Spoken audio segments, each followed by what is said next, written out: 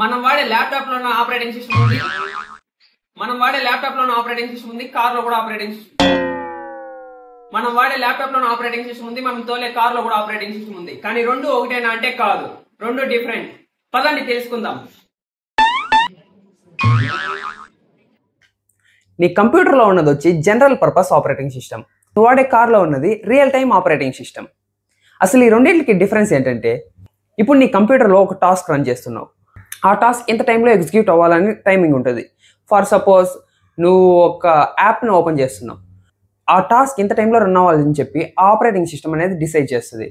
So ఆ task run అయ్యేటప్పుడు అనుకున్న దానికంటే డిలే అయిందంటే మించిపోయేదేం లేదు, ఆ సిస్టమ్ పర్ఫార్మెన్స్ అనేది డిగ్రేడ్ అవుతుంది. కానీ రియల్ టైమ్ ఆపరేటింగ్ సిస్టంలో అలా కాదు. ఫర్ ఎగ్జాంపుల్, ఒక టాస్క్ ఇన్ని మిల్లీ సెకండ్స్లో రన్ అవ్వాలంటే అన్ని మిల్లీ సెకండ్స్లో ఆ టాస్క్ ఖచ్చితంగా కంప్లీట్ అయిపోవాలి. ఇఫ్ ఇన్ కేస్ ఆ టాస్క్ కంప్లీట్ అవ్వలేదంటే ఆ సిస్టమ్ ఖచ్చితంగా ఫెయిల్ అవుతుంది. దీనికి పర్ఫెక్ట్ ఎగ్జాంపుల్ ఏంటంటే, మీరు ఒక కార్ డ్రైవ్ చేస్తున్నారు, ఒక క్రాష్ డిటెక్ట్ అయ్యి మీకు ఎయిర్ బ్యాగ్ అనేది ఓపెన్ అవ్వాలి. ఆ air bag within few మిల్లీ సెకండ్స్లో ఓపెన్ అవ్వాలనే ఆపరేటింగ్ సిస్టంలో మనం ప్రోగ్రామ్ చేసి ఉంటాం. So within that time frame ఆ ఆపరేషన్ కానీ ఎగ్జిక్యూట్ అవ్వలేదంటే then it is definitely lead to a system fail. ఎందుకంటే మన ప్రాణాలే పోతాయి.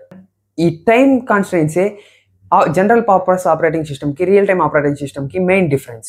And share this reel to your friends and see you in the next. Until then, tag with you.